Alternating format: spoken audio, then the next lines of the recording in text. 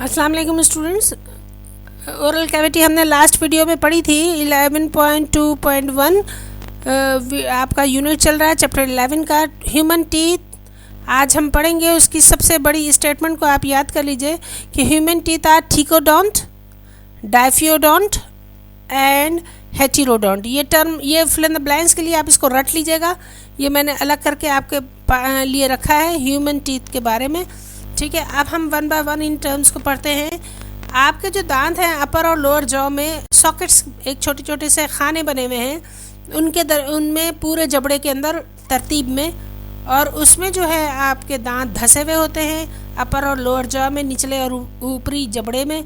और ऐसी कंडीशन को जिसमें सॉकेट के अंदर दांत धसे हुए हो और ऊपरी हिस्सा जो है वो बाहर निकला हुआ हो और नीचे का हिस्सा जो है वो धसा हुआ हो, तो दैट कंडीशन इज कॉल्ड थिकोडोंट। ठीक है, दूसरी, अब पहले आपने देख लिया। अब डाइफियोडोंट के बारे में हम पढ़ते हैं कि जब दो सेट, ज़िंदगी भर में दो सेट्स हो, तो ऐसे कंडीशन को हम डाइफियोडोंट कहते हैं। यहाँ पर ओ मिसिंग है, डाइफियोडोंट है ये।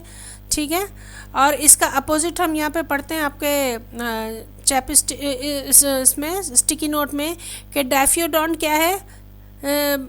दो सेट अगर ज़िंदगी भर में आपकी पूरी उम्र भर में आए सक्सेसफुल दो सेट्स, तो ऐसी कंडीशन को हम डाइफियोडोंट कहते हैं। लेकिन अगर ज़िंदगी भर दांत निकलते और गिरते रहें, फिर नहीं निकल आए, फिर गिर जाएं, फिर निकल आएँ, तो ऐसी कंडीशन को पॉलीफायोडोंट कहते हैं। ठीक है, पॉलीफायोडोंट, डाइफियोडोंट। आपको समझ में आ रहा है? तो ह्यूमन बींग्स में जो है डाइफियोडोंट मौजूद हैं। ये कंडीशन आपको समझ में आ गई टर्म। अब हम आते हैं हेटेरोडोंट। मुख्तलिफ शेप के दांत आपको नज़र आते हैं, कुछ नोकदार हैं, कुछ चपटे हैं, कुछ बिल्कुल ग्राइंडिंग के लिए चपटे से वो बिल्कुल ही किनारे घिसे हुए हैं उनके, कुछ नोकदार हैं, कुछ कटिंग के लिए उसके ब्लेड की तरह दांत बने हुए हैं। तो that is different shapes of teeth. जब ये डिफरेंट शेप ऑफ टीथ हैं तो हम इनको क्या कहते हैं? हेटेरोडोंट। यहाँ पर हम क्या कह रहे हैं, टर्म को इस्तेमाल कर रहे हैं हेटेरोडोंट।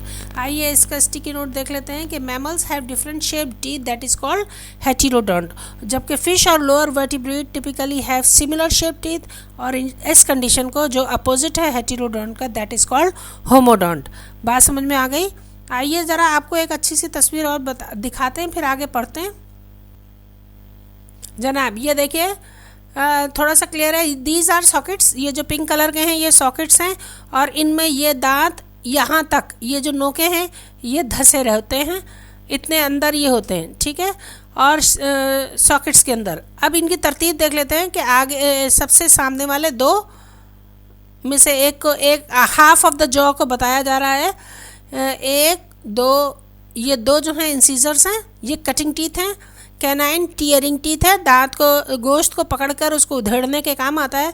दैट इज जो आपका ड्रैकुला वाले दांत होते हैं, दैट इज कॉल्ड कैनाइंस। और उसके बाद जो छोटी मसूड़े हैं, थोड़ी सी दाढ़, छोटी पत्ती दाढ़ें हैं, दैट आर कॉल्ड प्रीमोलर्स। ये थोड़ा सा उसको क्रश करने में काम आते हैं, और फिर ग्राइंड करने के लिए ये 3 मोलर्स। तो इस तरह एक जबड़े के आधे हिस्से में 8 दांत हैं।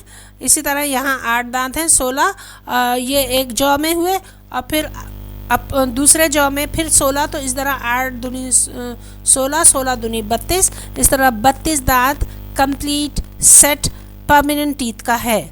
ठीक है, आइए हम आगे बात करते हैं। आगे हम क्या पढ़ रहे हैं कि जनाब थिकोडोंट आपको समझ में आ गया, डाइफियोडोंट यहाँ पर ओ मौजूद होगा, डाइफियोडोंट। और अब हम जो देख रहे हैं दो सेट्स, उनमें से एक सेट जो है वो डेसिडियस टीथ कहलाते हैं या मिल्क टीथ कहते हैं। ये तादाद में कम होते हैं, 20 होते हैं सिर्फ। सही है, और ये रिप्लेस होते हैं, ये गिर जाते हैं, 7 साल की उम्र के बाद से गिरना शुरू होते हैं, और परमानेंट टीथ उनकी जगह लेते हैं। ये 32 होते हैं क्योंकि इनमें मोलर की तादाद बढ़ जाती है। यहाँ पर आप देख सकते हैं कि किस उम्र में कौन से दांत निकल रहे हैं और कौन से दांत जो हैं वो गिर रहे हैं, ये आप इसमें देख सकते हैं। ठीक है, अब जनाब आते हैं कि मुख्तलिफ शेप और साइजेस मौजूद हैं, मुख्तलिफ फंक्शन के हिसाब से ऐसी कंडीशन को हम हेटेरोडोंट कहते हैं। ये मैंने आपको समझाया था कि होमोडोंट कौन से हैं और हेटेरोडोंट कहते हैं। एक जैसी शेप अगर है तो होमोडोंट, और अगर मुख्तलिफ कामों के लिए मुख्तलिफ शेप टीथ हैं तो ये हेटेरोडोंट कहला रहा है।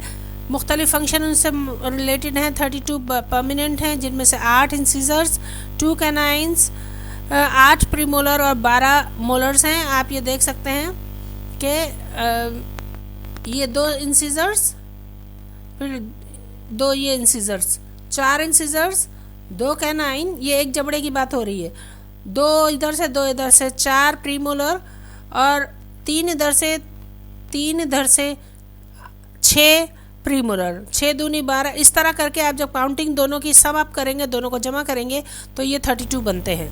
ठीक है, इंसीजर जो हैं वो कटिंग टीथ हैं, ये याद करना होगा आपको ऑब्जेक्टिव के तौर पर। Incisors are for cutting and biting, काटने के लिए और काट कर अलग करने के लिए होंगे।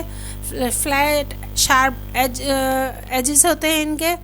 ठीक है, पॉइंटेड जो हैं वो कैनाइंस हैं, जो टीयरिंग और पुलिंग ऑफ फ्लैश काम आते हैं, गोश्त को पकड़ने और फिर उसको उधेड़ने के। उसको प्रीमोलर और मोलर जो हैं वो प्रीमोलर ग्राइंडिंग के लिए और क्रशिंग के लिए, बिल्कुल पीस देने के लिए जो है वो मोलर्स मौजूद हैं। ये बात आपको समझ में आ गई। आइए टंग के बारे में थोड़ा सा पढ़ें।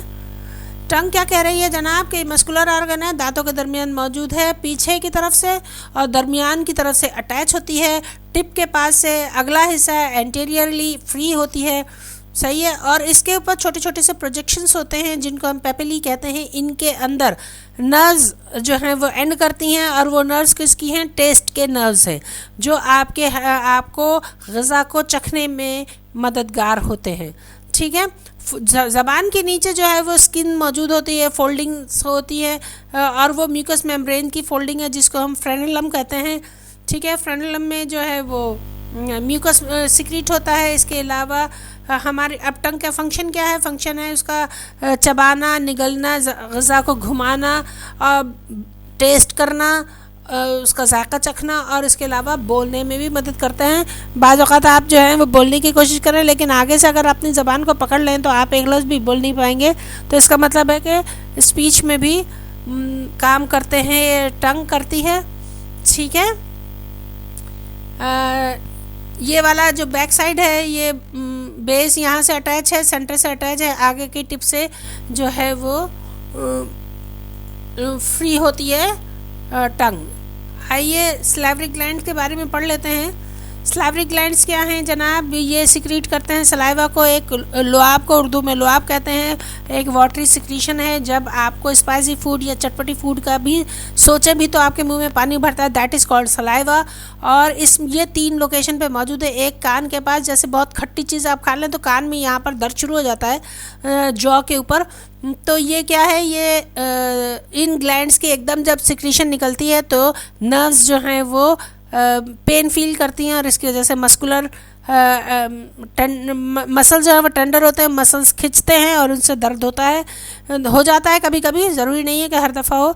एक जबड़े में नीचे की तरफ और एक ज़बान के नीचे 3 जगह पर ये दांत हैं। जो कान के पास है, जबड़े के एंड पर है, that is called parotid gland. उसके अलावा ज़बान के नीचे जो है वो लिंगुअल कहते हैं ज़बान को, तो लिंगुअल डक्ट, सब लिंगुअल डक्ट ग्लैंड है जो डक्ट से खुल रहा है। और उसके अलावा तीसरा जो है ना वो सब मैंडिबुलर ग्लैंड है जो दांतों के पास मौजूद है। जब आप वहाँ पर कोई दवा लगाएं तो खुद ब खुद थूक निकलना शुरू हो जाता है।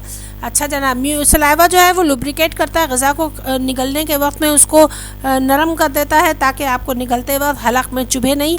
इसके अलावा उसमें तो इसमें म्यूकस होता है, इसके अलावा उसमें जो है वो एंजाइम होता है जिसको हम सलाइवरी अमाइलेज कहते हैं, स्टार्च पर ये काम करता है।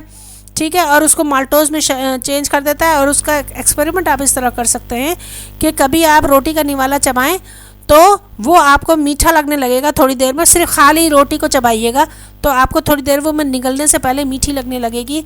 That is starting of chemical digestion जो कि आपकी ओरल कैविटी में स्टार्ट हो जाता है।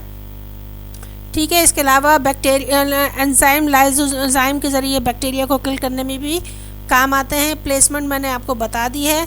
नेक्स्ट वीडियो में जो है नर्वस सिस्टम से अटैच होता है, ऑटोनॉमस, खुद ब खुद आता है, ये पढ़ लीजिएगा। फेरिंग्स नेक्स्ट वीडियो में इंशाल्लाह पढ़ते हैं। क्या कह रहे हैं कि 1 से 1.5 लीटर हम सलाइवा 24 घंटे में सिक्रीट करते हैं, इतना ज़्यादा अमाउंट, और ये ग़िज़ा को हज़म करने में, ख़ास तौर पर स्टार्च को माल्टोज में चेंज करने में ये काम करता है। तो आज एक्सपेरिमेंट हमारा क्या है, एक्टिविटी क्या है कि रोटी चबाएंगे। Thank you.